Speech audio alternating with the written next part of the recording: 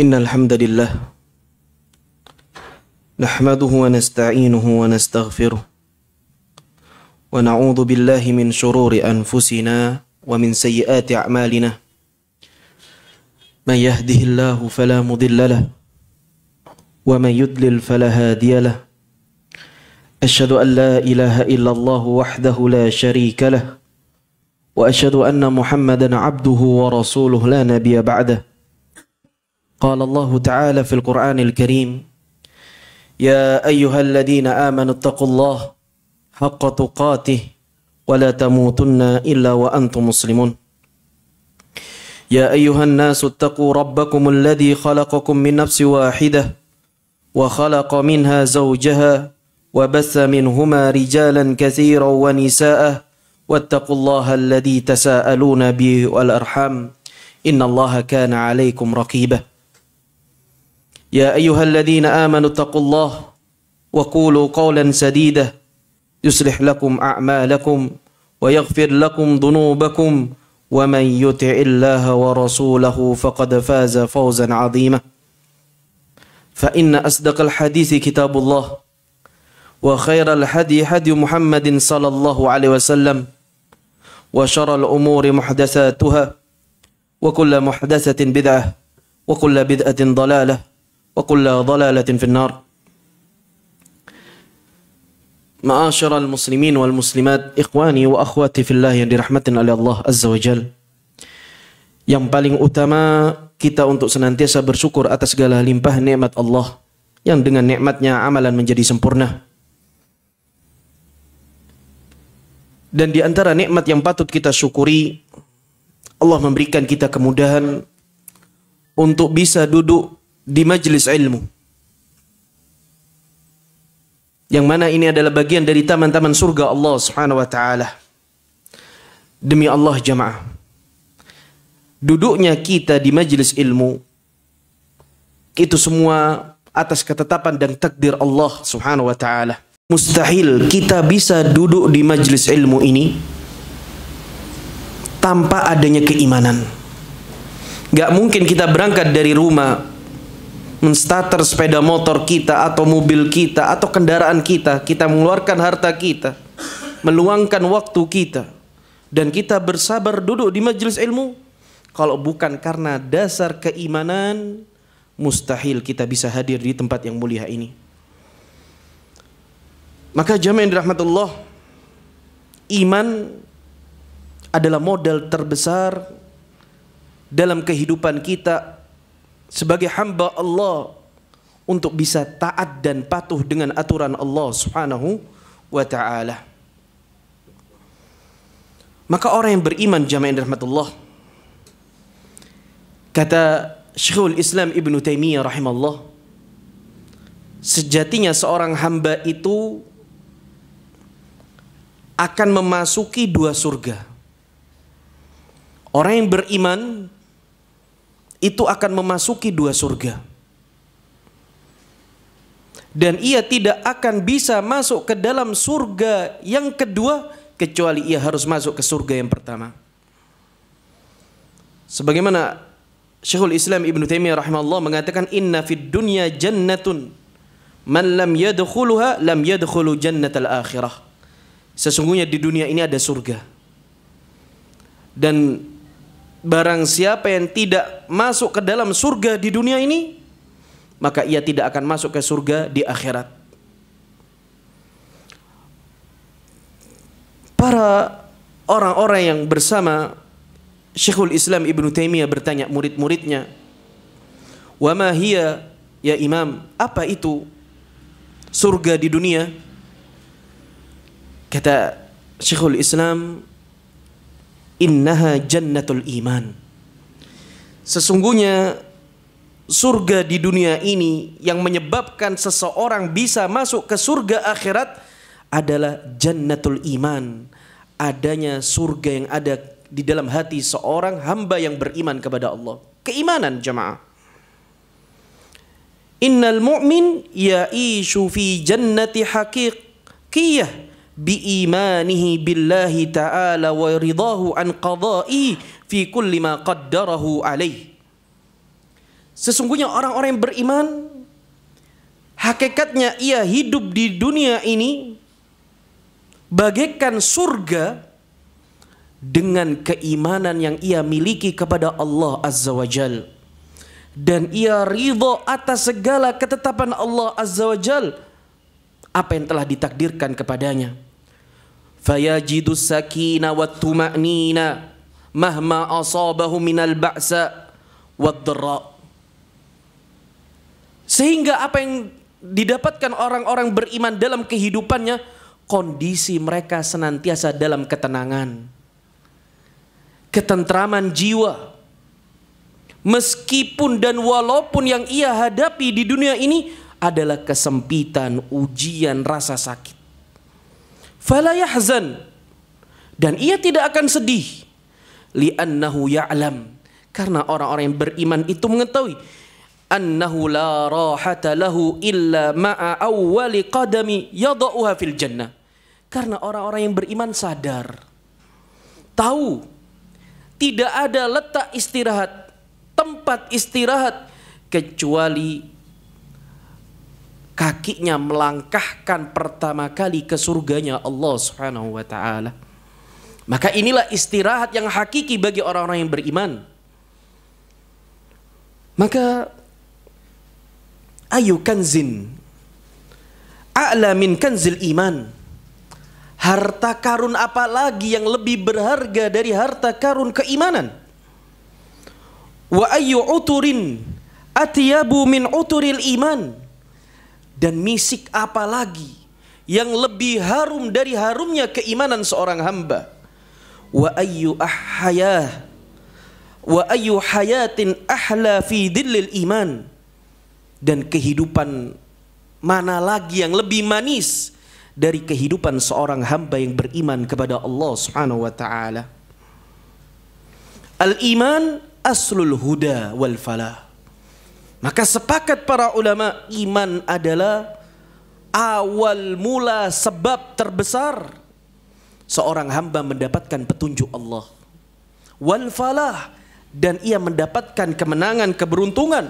Wat tuma'nina, mendapatkan ketenangan. Wal insyirah, kelapangan hatinya. Wal hayatu tayyibah, dan itu semua adalah kehidupan yang bahagia. Itulah kehidupan yang bahagia yang diinginkan oleh orang-orang yang beriman dalam kehidupan di dunia ini dan setelah ia meninggalkan dunia ini.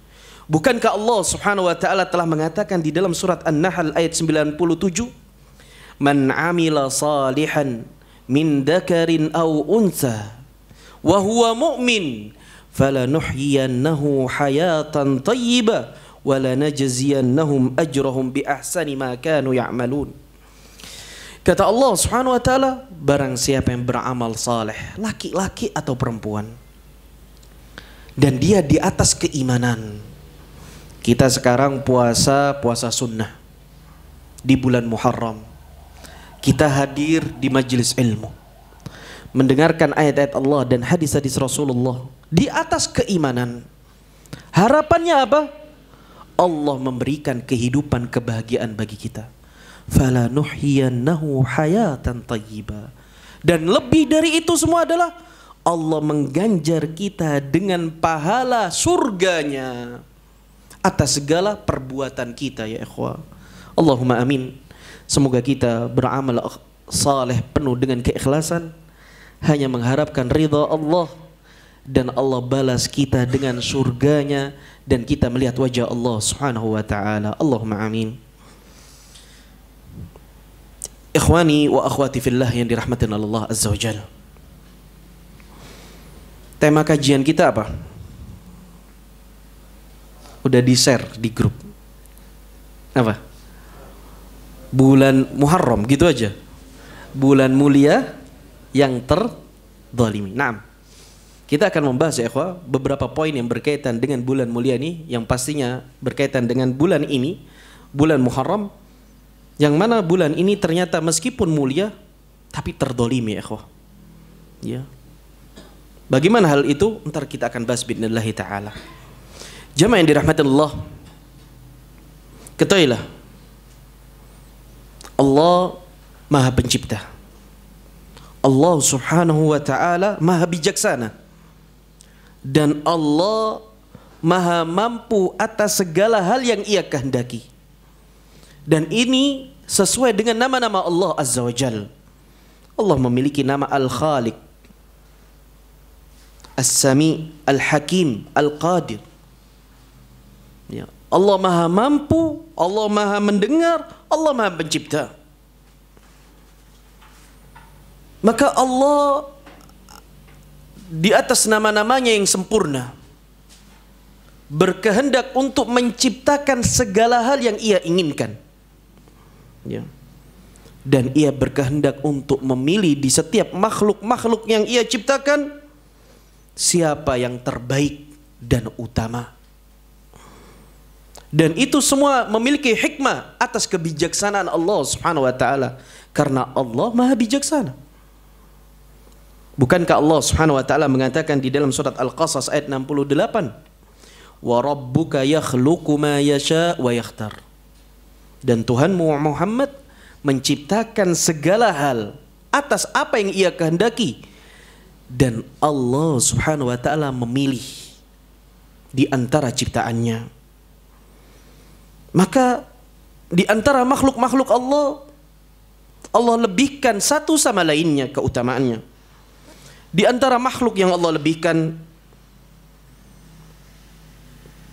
adalah bulan ini, jamaah yang dirahmatullah. Bulan Muharram, yang termasuk bagian dari Syahrul Hurum. 4 bulan yang telah Allah muliakan setelah Allah ciptakan 12 bulan.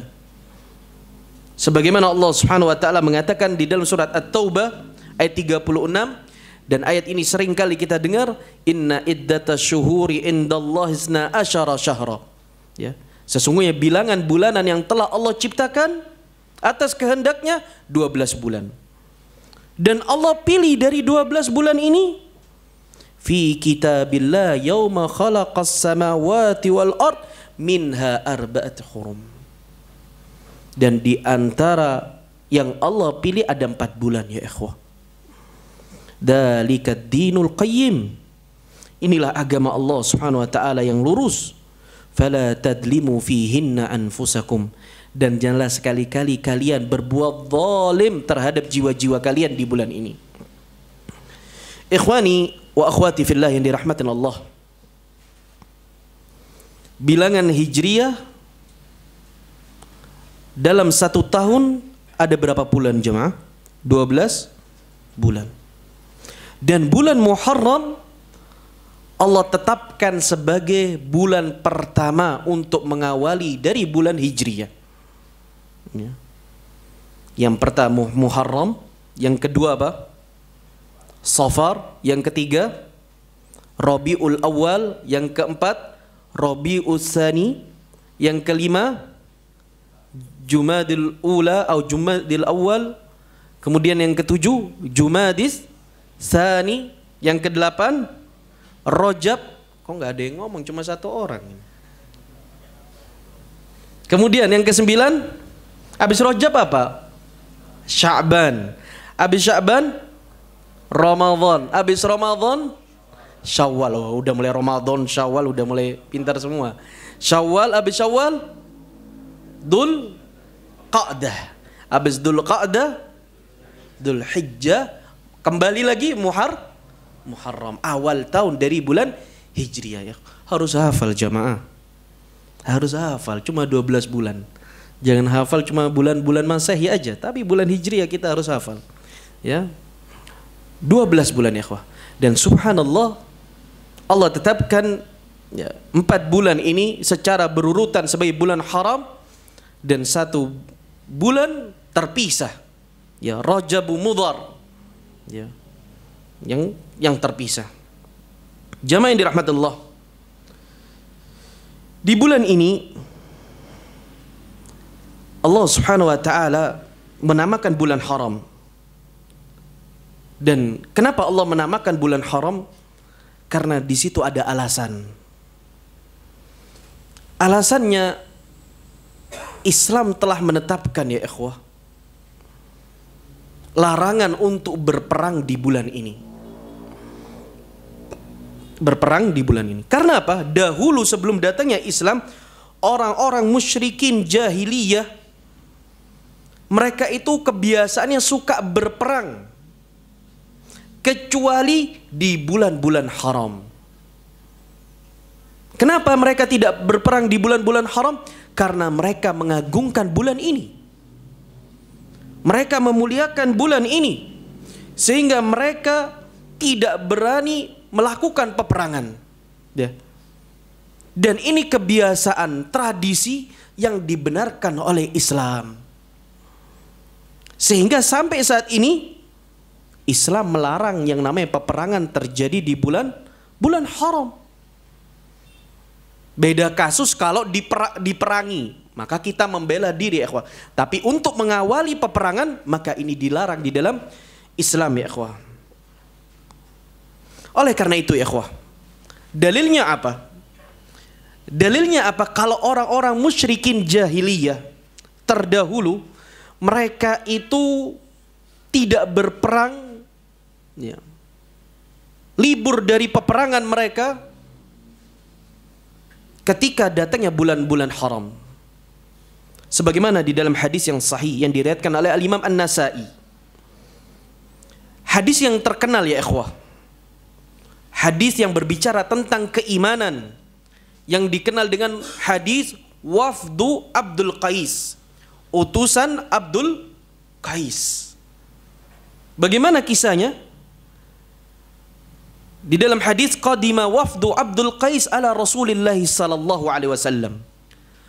Ya. Suatu ketika datanglah utusan Abdul Qais mendatangi Rasulullah sallallahu alaihi wasallam untuk bertanya jemaah.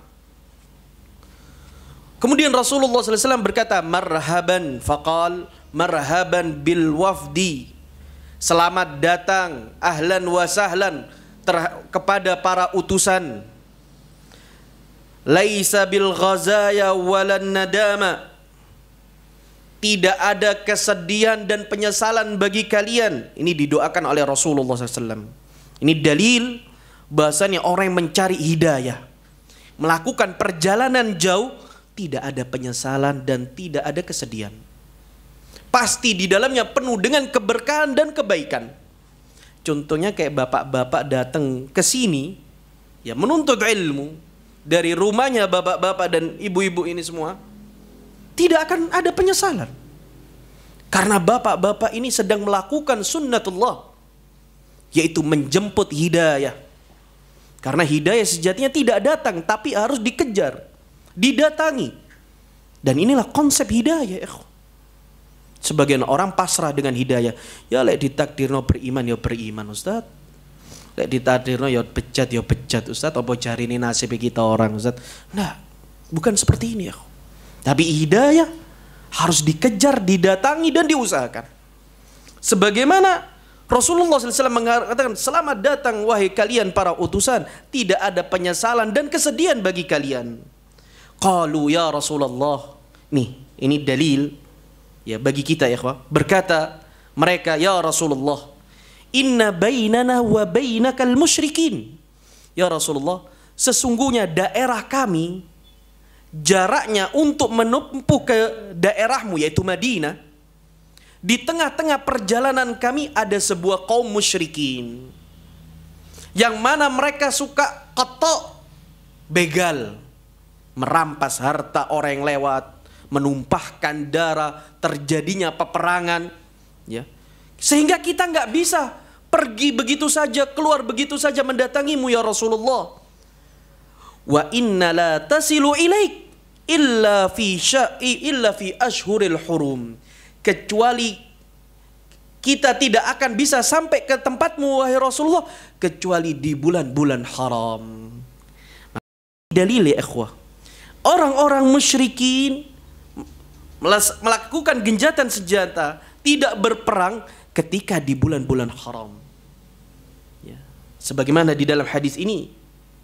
Kemudian orang-orang tersebut mengatakan, "Fahadisna bi amrin in amilna bi dakhalnal jannah." Ya Rasulullah, kami datang ke sini ya Rasulullah, berikanlah kami satu hadis, sebuah perkara yang kami amalkan, kami kerjakan, kami masuk ke surga Allah Subhanahu wa taala. Subhanallah, pertanyaan para sahabat ini berbobot semua jemaah.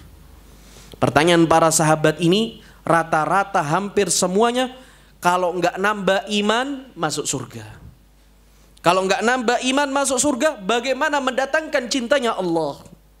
Bagaimana mendekatkan diri ke surga Allah Subhanahu wa taala? Bagaimana cara menyelamatkan kita dari neraka Allah? Ini pertanyaan para sahabat ya ikhwan. Dan inilah pertanyaan yang mamduh, yang terpuji. Karena Al-Imam An-Nawawi rahimahullah mengatakan pertanyaan itu ada dua. Mamduh wa madmum. Terpuji dan tercela. Dan itu semua tergantung niatnya. Innamal a'malu binniyah. Dan tanda-tanda perkataan yang terpuji adalah seperti contoh pertanyaan para sahabat yang menambah iman, yang mendatangkan manfaat, ya, yang mendekatkan kepada hidayah, bertanya tentang masalah hukum-hukum Islam, halal haram, ini yang bermanfaat. Adapun pertanyaan yang tercela adalah pertanyaan Bani Israel, kasratus su'al, banyak tanya, tapi pertanyaan yang tidak bermanfaat, pertanyaan yang mendatangkan fitnah, pertanyaan yang salah niat, qasdusu, niatnya buruk, ngetes ustadz. Iki ustadz ini pinter apa enggak? Tak tes gini. Ustadz afwan ustadz, tak tanya ustadz. Ngetes ustadz jamaah. Atau nyindir jamaah, ribon jamaah.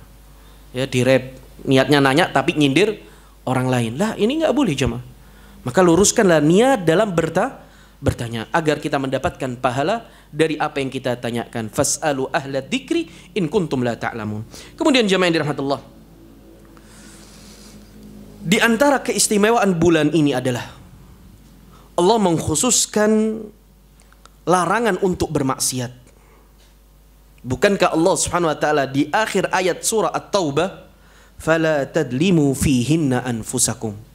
Janganlah sekali-kali kalian melakukan kezaliman terhadap diri kalian. Kita sepakat jemaah, bahwasanya bermaksiat kapanpun itu adalah dosa. Dimanapun dan kapanpun ketika kita bermaksiat itu adalah dosa.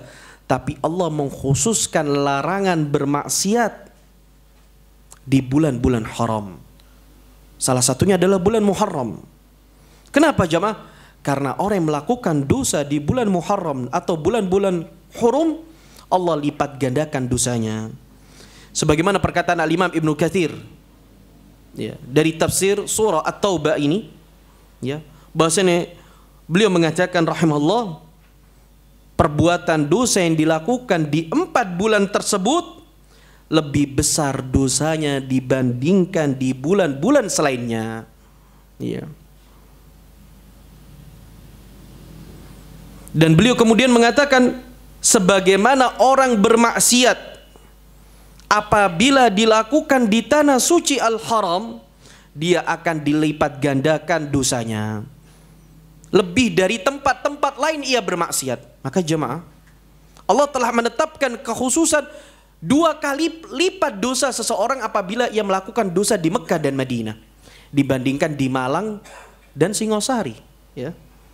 Sama-sama dosa, tapi dosanya berkali-kali lipat ketika ia melakukan di Mekah dan Madinah, di tanah haram. Sebagaimana Allah Subhanahu wa taala mengatakan di dalam surat Al-Hajj ayat 25, "Wa may yurid fihi bi ilhadi bidzulmin nudikhu min adzabin alim." Barang siapa yang memiliki keinginan untuk melakukan kejahatan atau kezaliman di negeri haram, maka kami akan memberikan adab yang sangat pedih kepada mereka. Maka hati-hati ikhwah. Allah telah mengkhususkan tempat-tempat yang mendatangkan bala musibah lebih besar dari tempat-tempat yang lain. Dan Allah pun juga mengkhususkan adab dan hukuman lebih besar di waktu-waktu yang telah Allah tentukan. Salah satunya di bulan-bulan haram. Maka kita fahami mafhum mukhalafah sebaliknya, barang siapa yang beramal saleh melakukan ketaatan di bulan-bulan ini, maka ia akan mendapatkan pahala berkali-kali lipat dibandingkan dengan hari-hari yang lain di luar bulan haram. Jamaah yang dirahmatullah, poin berikutnya yang ingin kita bahas. Agama Islam yang kita yakini dan kita ridhai, raditu billahi rabba wa bil islami dina wa bi Muhammadin sallallahu alaihi wasallam nabiyya, adalah agama yang senantiasa menonjolkan pertengahan dalam segala hal. Al-wasat. Ya. Salah satunya dalam menyikapi bulan Muharram ini, ikhwah. Salah satunya dalam menyikapi bulan Muharram ini. Karena jika kita perhatikan di zaman ini, zaman akhir ini, fitnah syubhat bermunculan. Penyimpangan-penyimpangan bermunculan, ya ikhwah. Sehingga banyak sekali ibadah-ibadah yang diselewengkan. Yang awalnya mulia, tapi itu menjadi sebuah dosa dan maksiat, dan ia telah menzalimi ibadah ini. Khususnya bulan Muharram ini, ya ikhwah. Kita perhatikan, ya ikhwah, berapa banyak sekali golongan, kelompok, sekte, ya, bukan hanya Islam, yang mana mereka mengagungkan bulan Muharram ini, tapi mereka salah dalam menerapkannya, salah dalam pengagungannya. Contohnya, orang-orang musyrikin jahiliyah. Orang-orang musyrikin jahiliyah mengagungkan bulan Muharram, khususnya 10 Muharram. Ya, mereka tidak melakukan peperangan, tapi mereka menyekutukan Allah Subhanahu wa ta'ala. Yang kedua, orang-orang Yahudi. Bukankah mereka juga mengagungkan tanggal 10 Muharram? Iya, orang-orang Yahudi juga mengagungkan bulan Muharram, khususnya tanggal 10 Muharram. Mereka berpuasa di dalamnya. Ya, mereka berpuasa di dalamnya. Dan ntar kita akan jelaskan, ya ikhwah.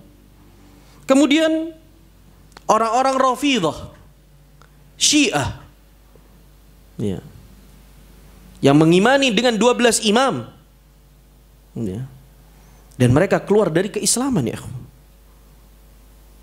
Mereka juga mengagungkan hari-hari ini, 10 Muharram, sehingga mereka mengadakan perayaan sebagai bentuk mengingat kematian Al-Husain radhiyallahu anhuma, anak dari Ali bin Abi Thalib, cucunya Rasulullah sallallahu alaihi wasallam, min ahlil bait. Apa yang dilakukan oleh orang-orang Rafidhah di hari-hari ini? Mereka meratapi, menangisi, bahkan mereka menyakiti tubuh-tubuh mereka, memukul badan-badan mereka hingga bercucuran darah. Maka ini kezaliman. Bulan yang mulia ia agungkan dengan cara yang salah. Ini kezaliman, jemaah yang dirahmati Allah. Kemudian di antara yang lain, Muharram juga diagungkan oleh orang-orang kejawen. Ya. Sehingga mereka punya ritual-ritual tertentu, seperti contoh mengeluarkan kerbau di hari-hari Muharram, kemudian diajak keliling, yang dikenal dengan Kiai Slamet, ya, di daerah tertentu, ya. Maka keyakinan yang seperti ini sebagai bentuk mengagungkan bulan Muharram yang dikenal Asyura, maka ini tidak pernah ada di dalam Islam, tidak ada di dalam Al-Quran maupun Sunnah maupun generasi terbaik. Maka sejatinya ia telah menodai kemuliaan bulan Muharram ini, ya. Maka dengan ini kita faham, bulan Muharram adalah bulan yang spesial bagi kebanyakan kaum dan sekte. Terus bagaimana sikap kaum muslimin ketika ia beragama Islam dalam memandang bulan Muharram? Bagaimana Islam dalam memandang bulan Muharram ini, jemaah? Maka jawabannya, Islam pun mengagungkan bulan ini dengan beribadah dan mendekatkan diri kepada Allah Azza wa Jalla. Tapi ingat, Islam mengajarkan kita beribadah untuk senantiasa di atas panduan Allah dan Rasulnya. Lal ifrat wala tafrit. Tidak berlebihan melampaui batas ekstrim, Kayak orang-orang Rafidhah atau kelompok-kelompok yang lain. Dan juga tidak tafrid, menyepelehkan ya ikhwah, bergelimang dengan dosa dan maksiat. Islam di tengah-tengah ya ikhwah, ketika datangnya bulan Muharram. Sehingga ada sebuah kaidah yang sering kita hafal dan kita pelajari, kaidah fikhiyah. Dan ini ciri seseorang yang beragama Islam. Bahasanya ia senantiasa mendepankan pertengahan dalam segala hal. Di dalam kaidah mengatakan al-adlu fil ibadat min akbari maqasidis syari'.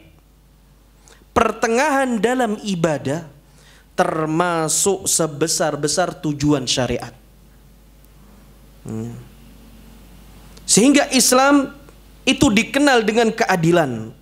Pertengahan adalah ciri khas yang dimiliki oleh agama Islam. Dan itulah yang diinginkan oleh Allah Azza wa Jal.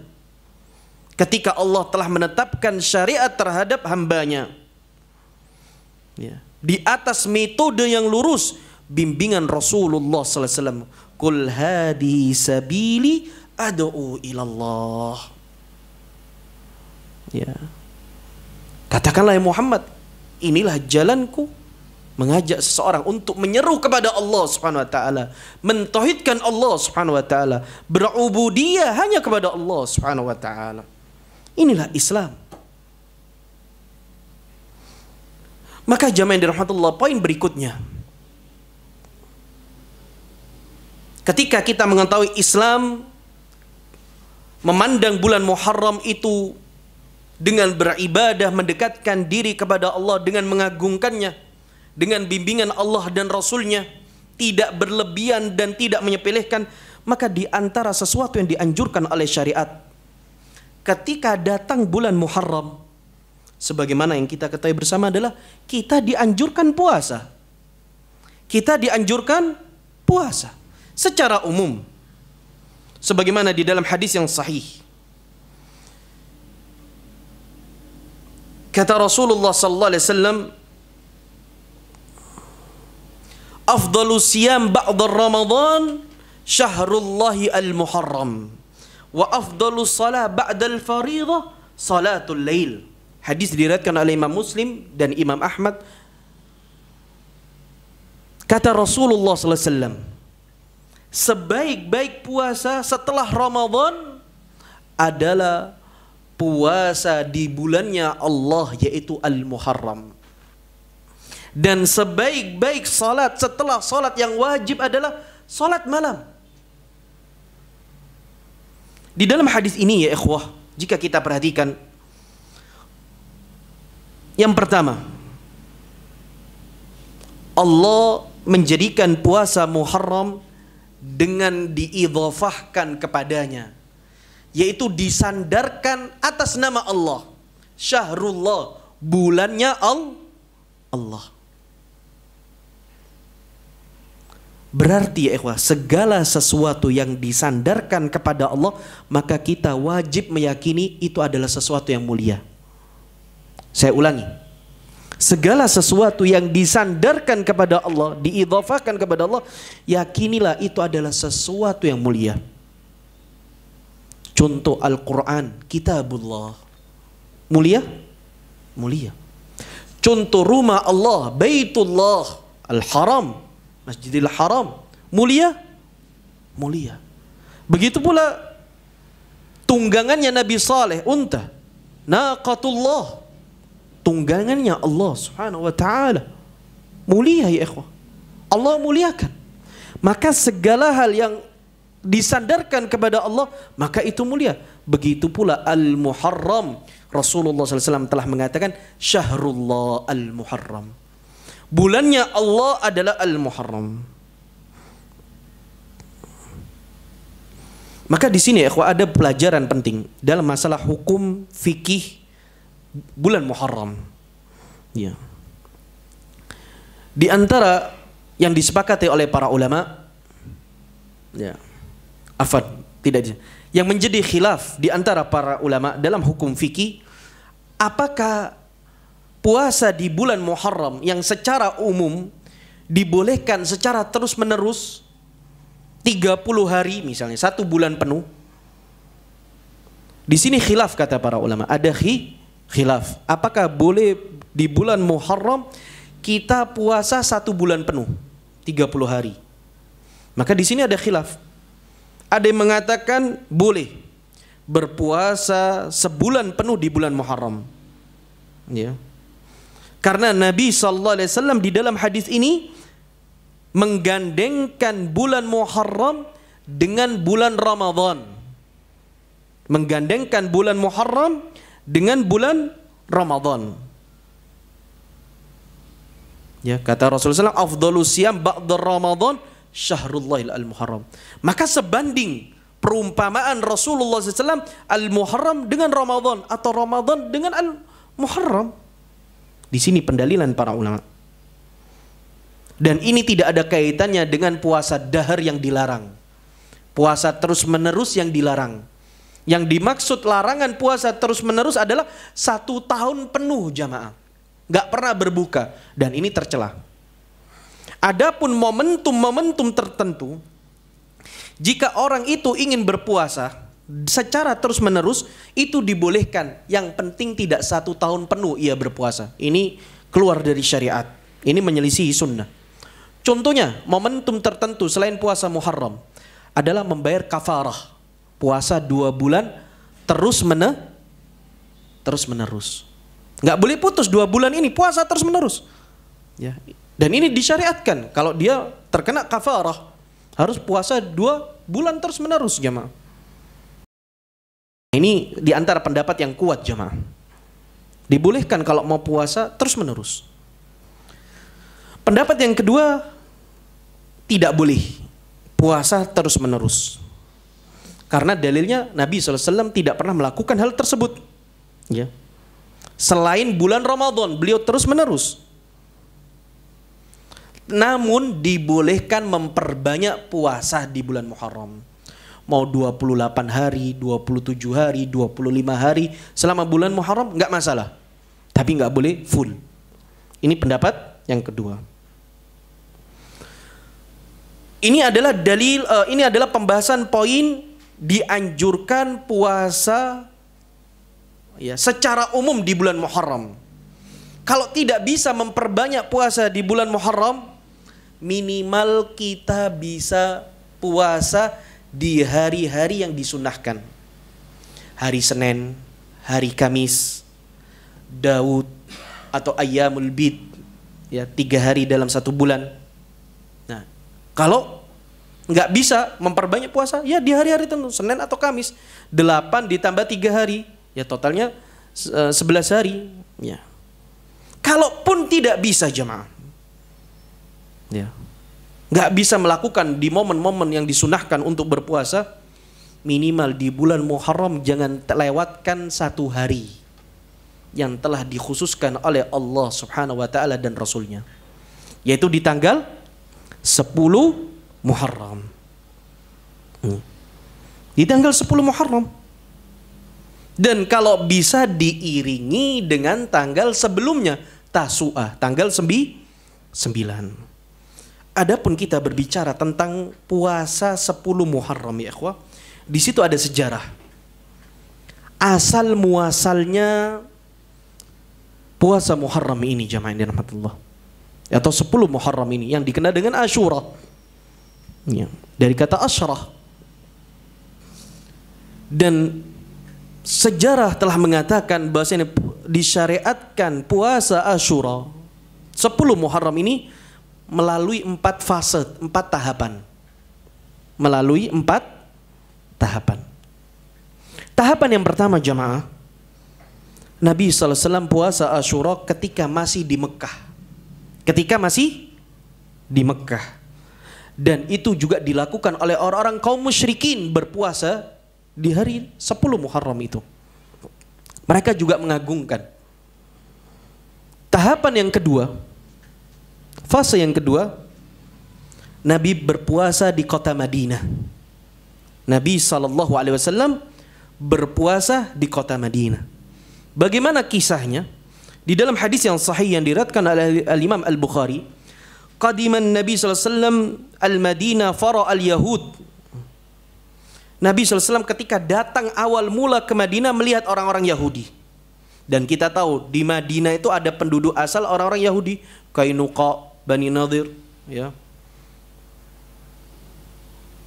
Ketika Rasulullah SAW melihat orang-orang Yahudi sedang berpuasa. Ditanya oleh Rasulullah SAW, ma hadal yaum alladina tasumunah. Hari apa yang membuat kalian berpuasa di hari ini? Kemudian mereka mengatakan, hada yaumun salih, hada yaumun najjallahu fihi bani Israel wa Musa min aduwihim, fasamahu Musa alaihissalam. Ini adalah hari yang baik, hari yang beruntung, di mana di hari ini 10 Muharram Allah menyelamatkan Bani Israel dan Musa dari musuhnya Fir'aun. Sehingga Musa bersyukur atas hari ini sehingga ia berpuasa dan kita berpuasa. Faqala Rasul sallallahu alaihi wasallam, ana ahaqqu bi Musa minkum. Wahai fulan, sesungguhnya aku lebih berhak ya daripada kalian terhadap rasa syukur Musa. Ya, kita harus bersyukur, lebih berhak. Fasamahu Rasulullah sallallahu alaihi wasallam, maka Nabi sallallahu alaihi wasallam pun berpuasa di tanggal 10 Muharram. Wa amara bisaumihi, dan ketika itu diwajibkan para sahabat-sahabatnya berpuasa. Di dalam riwayat yang lain Rasulullah SAW memerintahkan para sahabatnya untuk mengumumkan puasa Asyura ini, wajib hukumnya sebelum datangnya Ramadan. Sehingga ketika itu Asyura, puasa Asyura sempat wajib jemaah, sempat menjadi hukumnya wajib. Ya. Fase yang ketiga, datanglah syariat yang ditetapkan oleh Allah, puasa Ramadan. Ya ayyuhalladzina amanu kutiba alaikumusiyam kama kutiba alal ladzina min qablikum la'allakum tattaqun. Ketika Allah telah menetapkan Ramadan sesuatu puasa atau puasa yang telah diwajibkan, maka hukum puasa Asyura menjadi sunnah. Menjadi sunnah. Fase yang keempat ya ikhwah. Kemudian Nabi sallallahu alaihi wasallam di akhir hayatnya, 1 tahun sebelum ia meninggal, di tahun 10 atau 11, Nabi bermimpi, berkeinginan, berkehendak, berangan-angan untuk diberikan umur. Jika ia diberikan umur yang panjang, ia ingin puasa 1 hari sebelum tanggal 10. Ya, sehari sebelum tanggal 10. Ya.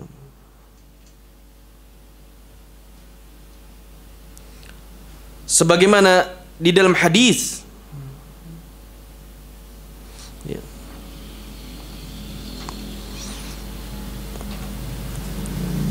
dia mengatakan, jika aku diberikan umur yang panjang untuk tahun depan, la asummanna fi tasik, sungguh aku akan berpuasa di tanggal 9 sebagai bentuk menyelisih kebiasaan ahlul kitab, sebagai bentuk menyelisih orang-orang Yahudi. Dan ini para ulama fikih berdalil ya ikhwah, disinilah begitu tegasnya Rasulullah SAW untuk tidak bertasyabbuh terhadap orang-orang ahlul kitab. Ya, man tasyabbaha biqaumin ya fahuwa min, barang siapa yang menyerupai sebuah kaum maka ia termasuk dari golongan tersebut, dan ia bukan golongan Nabi Muhammad SAW. Maka urusan ibadah kita harus meneladani Rasulullah SAW.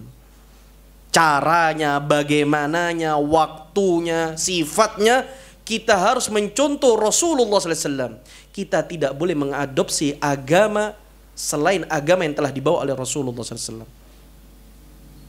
Ya, ini penting jamaah yang dirahmati Allah.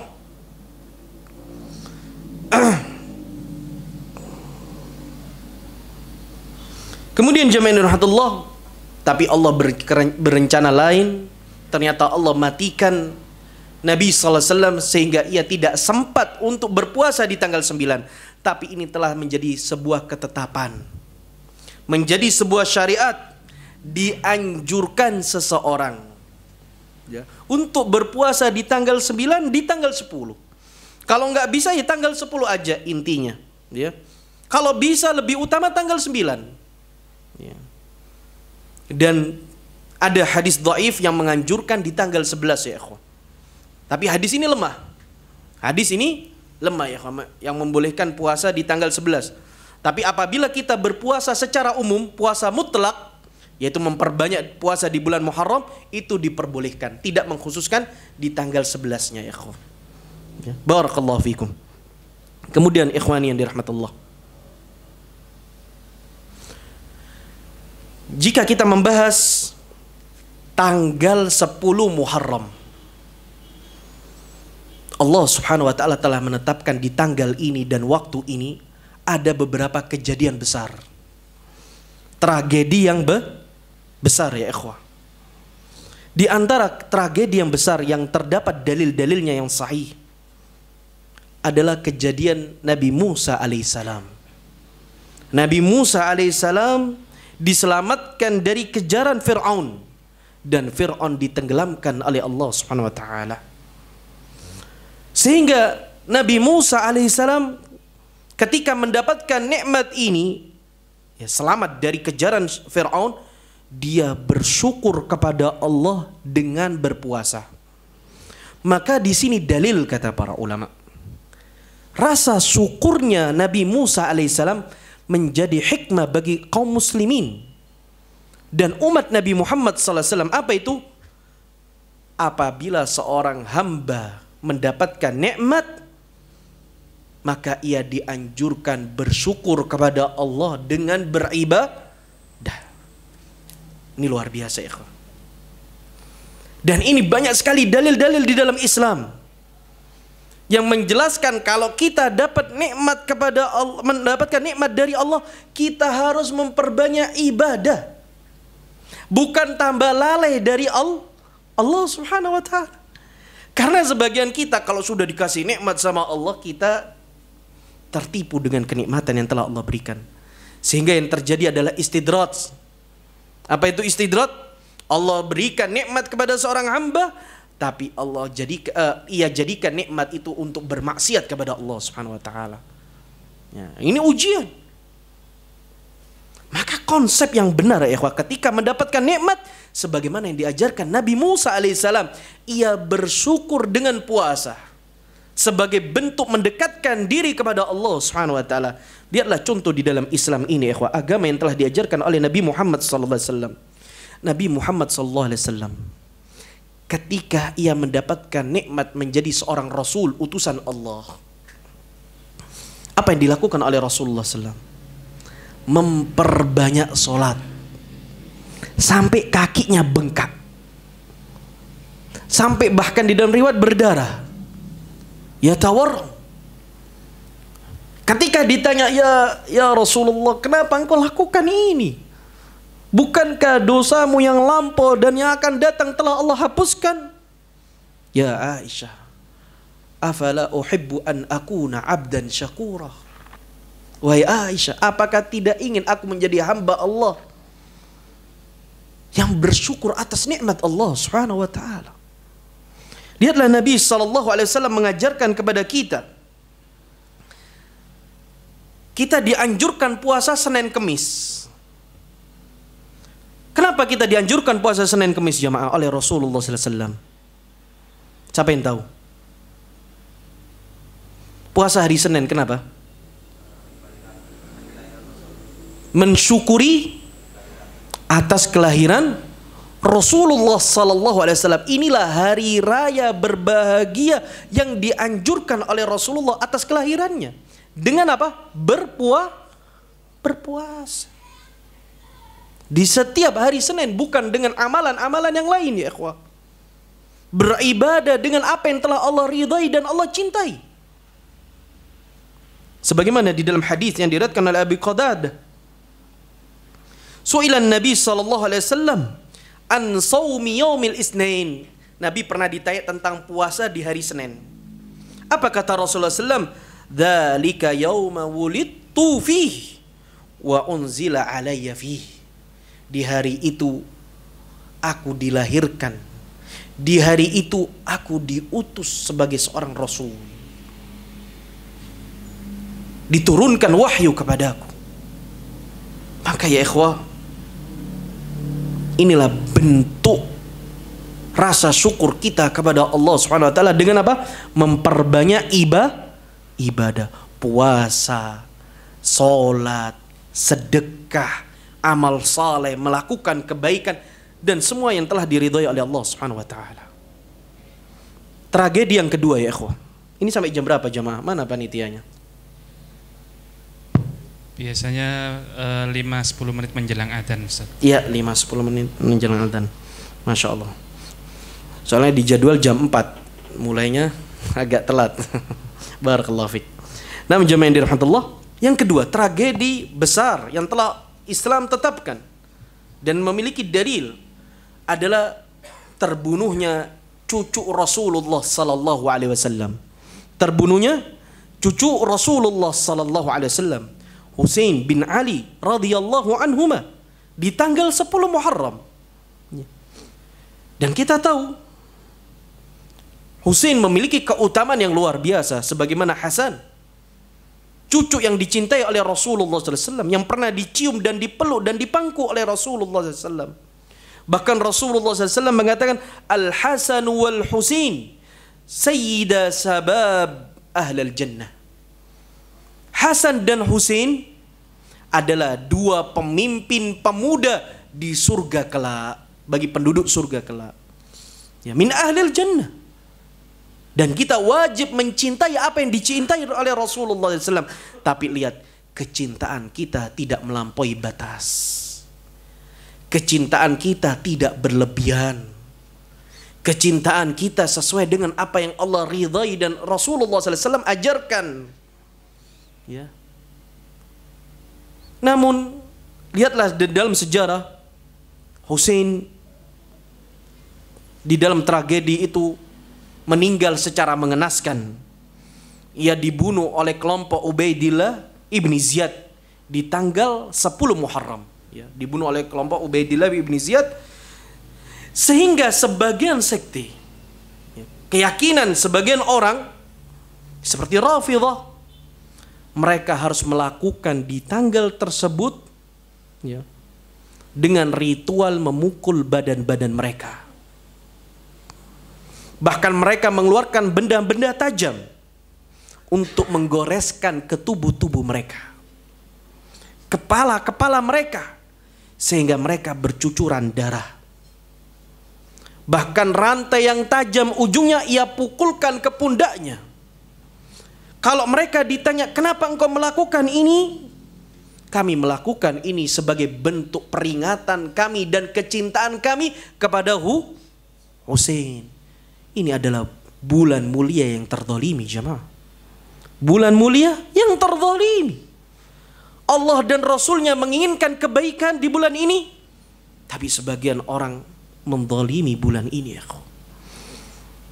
Lihatlah Rasulullah SAW telah mengatakan, laisa minna man latamal hudud wa syaqqal juyub wa da'a bid'wal jahiliyah. Hadis yang diriwayatkan oleh Imam Al-Bukhari. Bukan golongan kami, kata Rasulullah SAW, yang memukul wajah-wajahnya, yang menyobek-nyobek pakaiannya, dan ia menyeru dengan seruan orang-orang jahiliyah, yaitu yang dikenal dengan niyaha. Ini menunjukkan orang-orang ini adalah yang tidak ridha dengan ketetapan Allah. Mereka adalah orang yang senantiasa protes, tidak terima sepanjang masa dengan apa yang telah Allah takdirkan, ya ikhwah. Sehingga niyaha ini adalah dosa, karena ia tidak sempurna keimanannya terhadap takdir Allah Subhanahu wa taala. Ya. Ini adalah dosa besar, ya ikhwah. Bahkan di dalam hadis an-naiha, orang-orang yang niyaha, merengek, ya, yang meratapi atas sesuatu yang ditinggal, di hari kiamat ia akan dipakaikan pakaian neraka jahanam, ya ikhwah. Dan mereka akan merobek badan mereka sendiri, ya ikhwah. Dan ini dosa yang sangat mengerikan, ya ikhwah. Dan katakan kepada mereka, jika engkau jujur mencintai Ahlul Bait, mencintai Husain, maka ketahuilah masih ada orang-orang yang lebih hebat, lebih istimewa daripada Husain. Bukankah ia memiliki saudara yang bernama Hasan? Bukankah Hasan juga meninggal dalam kondisi tragis, teracuni? Kenapa engkau tidak meratapi kematiannya Hasan? Jika engkau mengatakan Husain adalah lebih mulia, bukankah ayahnya, bapaknya Husain dan Hasan manusia yang telah dipuji oleh Rasulullah SAW? Abu Bakar fil jannah, wa Umar fil jannah, Utsman fil jannah, wa Ali fil jannah. Ali sudah dijamin oleh Rasulullah SAW di surga. Dan Ali bin Abi Thalib rajulun yuhibbuhu Allah wa rasuluh wa yuhibbuhu wa huwa rasuluh. Ali adalah orang yang dicintai oleh Allah dan Rasulnya, dan ia cinta kepada Allah dan Rasulnya, sehingga ia mendapatkan keutamaan membawa bendera, ya ikhwah. Ali bin Abi Thalib. Bukankah Ali bin Abi Thalib, ya ikhwah, ia juga meninggal dalam kondisi ditikam, dibunuh. Kenapa engkau tidak meratapi Ali bin Abi Thalib? Di situ ada orang yang lebih mulia dari Ali bin Abi Thalib, Utsman bin Affan. Kenapa engkau tidak meratapi Utsman bin Affan yang ia dikepung ketika di dalam rumah sedang membaca Al-Quran, ya, sehingga darahnya menetes ke surat yang dibaca oleh Utsman bin Affan? Kenapa engkau tidak meratapi Umar ibn Khattab radhiyallahu an yang dibunuh oleh Abu Lu'lu'ah al-Majusi, yang diluh-luhkan di sana? Bukankah ia ditikam, ditusuk perutnya ketika salat subuh? Di mana penghormatanmu, yang mana mereka ini adalah orang-orang fudhala yang telah dimuliakan oleh Allah dan Rasulnya, yang telah dijamin surga lebih utama daripada Husain? Di mana kejujuran keimanan? Maka ini penting jamaah yang dirahmatullah. Kemudian jamaah yang dirahmatullah, yang terakhir sebagai penutup. Boleh yang terakhir panitia? Mana panitia? Oh enggak Ustaz. Yang terakhir, agar kita bisa maksimal di bulan Muharram ini, ya ikhwah, waktu-waktu yang tersisa, ingatlah surat yang tadi kita baca, fala tadlimu fihinna anfusakum. Janganlah sekali-kali kalian berbuat zalim terhadap diri kalian, ya, khususnya di bulan ini, ya ikhwah. Maka solusi di antara yang terbaik bagi seorang hamba adalah dia harus memunculkan rasa malu kepada Allah Subhanahu wa taala. Al-haya la ya'ti illa bi khair. Rasa malu itu tidak datang kecuali kebaikan. Malulah kepada Allah yang telah Allah berikan nikmat kepada kita selama ini. Kita berkali-kali berjumpa dengan bulan Muharram. Berkali-kali kita masih diberikan kesempatan beramal soleh dan umur yang panjang. Malulah kepada Allah. Kita menggunakan fasilitas yang Allah berikan. Nafas, kesehatan, kehidupan, rezeki, keluarga, keselamatan, keamanan. Ini fasilitas dari Allah SWT. Malulah kepada Allah ketika kita bermaksiat di bulan yang mulia ini, ya. Sehingga Rasulullah SAW mengatakan, istahyu minallahi haqqal haya. Malulah kalian kepada Allah dengan sebenar-benar rasa malu. Para sahabat, ya Rasulullah, inna nastahyi walhamdulillah, ya Rasulullah, bukankah kita sudah malu? Alhamdulillah, segala puji hanya milik Allah. Kata Rasulullah, laisa dak, bukan itu yang aku maksud rasa malu. Walakin al-istihya minallah haqqal haya, akan tapi rasa malu kepada Allah yang sebenarnya adalah an tahfadha ra'sa wa ma wa'a. Engkau menjaga pikiranmu dari segala apa yang bermaksiat kepada Allah dan apa yang di dalamnya.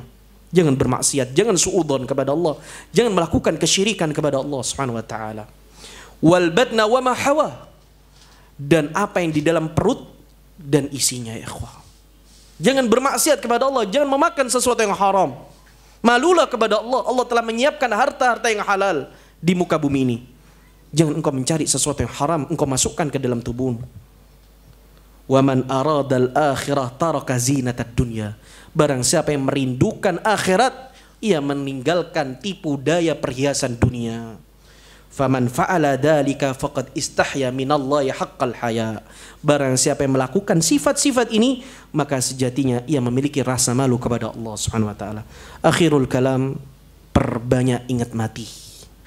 Ketika kita punya rasa malu sama Allah atas nikmat-nikmat yang telah Allah berikan, yang kedua, banyaklah ingat mati.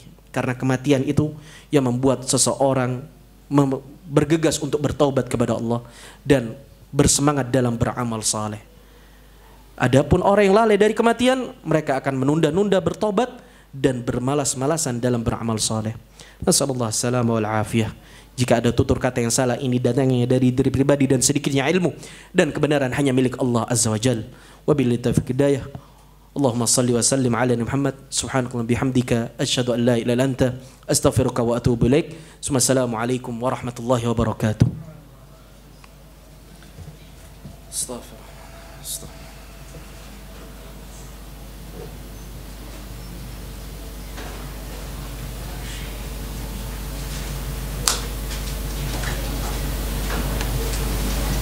Pas ya, cukup.